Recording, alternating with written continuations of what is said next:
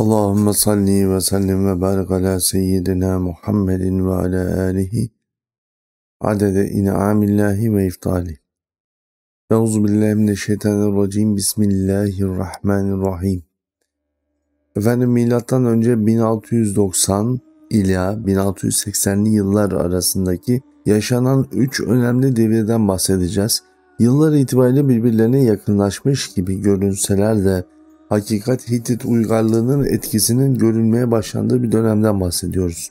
Hitit uygarlığı Anadolu coğrafyasında daha önceki derste de biraz beyan ettiğimiz üzere ticari mecburiyetler dolayısıyla yavaş yavaş bir araya gelmiş olan birliklerin oluşturmuş olduğu bir uygarlık. Ve bu uygarlık Anitta oğlu Labarna tarafından başlatılmış bir süreç. İlk başta kendi bulunmuş olduğu bölgenin yöneticiliğini yaparken daha sonra Hattuşaş'a giden yolu oluşturan isimlerden bir tanesi. Hattuşaş'ın henüz ele geçiremediği bu dönemde Anitoğlu Labarna'nın rüyasında gelen bir güneş var. Bu güneşi bir tepenin üzerinde görüyor Labarna ve burada uyandığında hissettiği o güzel duyguları itibariyle ülkesinin oraya doğru, yani yaşadığı coğrafyanın oraya doğru konuşlanması gerektiğini düşünüyor ve burası da daha sonra ilerleyen tarihlerde yakın bir döneme itibariyle Hattuşaş olarak karşımıza gelecek. Hattuşaş, Suriye'den katipler getirilerek yazılı arşive başlandığı dönem olarak Anadolu coğrafyasında anlatılır. Peki Suriye'den katiplerin gelmesi ne anlama gelir? Bu mevzu hakkında dünya tarihçileri çok da fazla bir bilgiye yer vermemişler. Her seferinde eksik, gedik, bir tarafından tamamlanması gereken cümleleri önünü ve arkasını kırparak ya da henüz farkında olmadıkları için böyle bırakıvermişler. Hitit coğrafyası bugünkü Anadolu toprakları ve Mezopotamya'nın batı kısmını ele geçirirken Suriye'de bulunan böyle isimlerden ya da Arap dünyasından bu şekilde katipler getirerek arşiv çalışmalarına başlamaları Hitit uygarlığı ele alındığı zaman çok da mantıklı gelmiyor. Bunlardan biri yanlış olmalı: ya böyle katipler gelmediler yahut gelen katiplerin bir vazifesi vardı. Ticaret yolu üzerinde olması itibariyle yavaş yavaş kurulan bu süreçte elbette ki Hz. İsmail Efendimizin torunlarından birinin etkisinden bahsediyor olacağız bugün. Tarih boyunca tarih kitaplarının hep yok saydığı din tarihinin Hz. Peygamber Aleyhisselatü Vesselam'a kadar sanki çok ucu bucaksız bir köşede kalmış medeniyetten hep bahsediliyor. Medeniyet olarak bile ifade edilmiyor. Her iki üzerine cahiliye beyanatı konulunca, ki öyle gerçekten de, ama akılda fikirde böyle toz bulutları arasında bir yerleşke gibi geliyor. Halbuki Mekke-i Mükerreme'yi bütün dünya biliyor. Dünyada yapılmış ilk ev olma özelliğini taşıyor. Dünyada gelmiş geçmiş bütün peygamberler buraya mutlaka uğrayarak hac vazifelerini yerine getiriyorlar. İsterse ümmetleri bir kişi olsun, isterse onlara henüz kimse inanmamış olsun, bu nokta itibariyle dünyanın en önemli yerlerinden biri. Yani bugünden bahsedecek olursak siz bir dünya anlatıyorsunuz ve bu dünyada mesela İstanbul Boğazı'ndan hiç bahsetmiyorsunuz.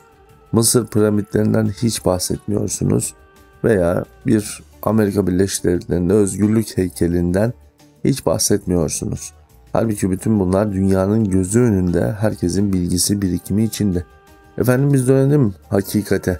Hakikat, Hz. İsmail Efendimizin torunlarından birisi olan Ebu Kam'ın yolculuğuna gidiyor olacağız. Hitit üzerinden Ege bölgesine ticaret yolları üzerinden gitmekte olan Ebu Kam, yol üzerinde Anitoğlu Labarna ile oturup uzun bir söyleşi, uzun bir muhabbete giriyor.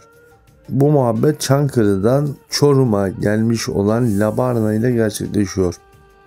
Labarna'ya Ebu Kam, Hitit medeniyetiyle İsrail oğulları arasında bir anlaşma yapılmasına da vesile oluyor.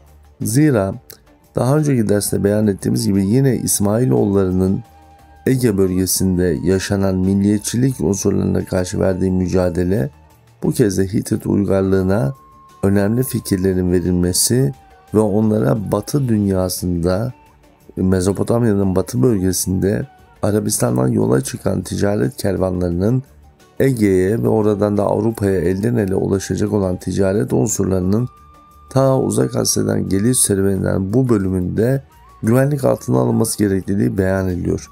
Tabi bu bölgede İsmailoğullarının çok güçlü olduğu bir döneme gideceğiz.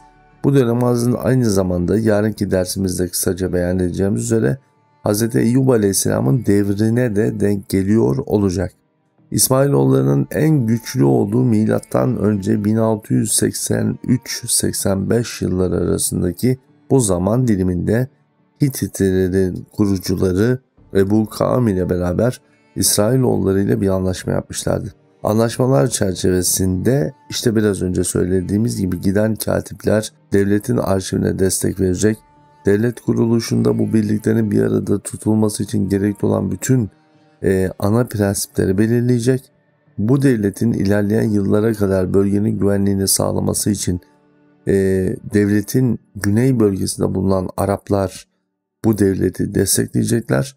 Buna rağmen de Greklerin batıya gelmesi, Ege'nin paganizm inancının doğuda yerleşke edilmesi engellenmiş olacak. Bu noktada inanç ve ticaret bir noktada insanların ihtiyaçlarını gerektiği şekilde, gerektiği zeminde olması gerektiği gibi yaşanmasına vesile olacaktı. Tabii ki bu süreçle beraber bir Hitit güneşinden kısaca bahsetmek gerekiyor. Çünkü o da Anitoğlu Labarna tarafından görmüş olduğu rüya üzerine yapmış olduğu bir figürdür.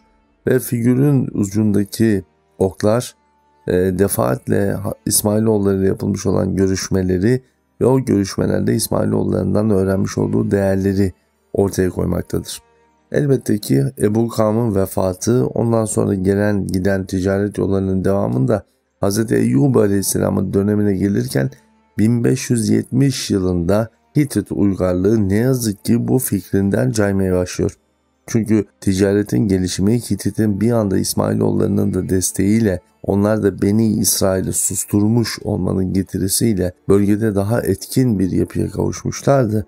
Dolayısıyla gittikçe güçlenen Hititliler Ege'den Grek üzerine gelen pagan inancına, putperestlik inancına, daha doğrusu beyanatıyla daha köşeli ifadesiyle pagan inancının putperestlik unsurlarını artık kabul etmeye başlamışlardı.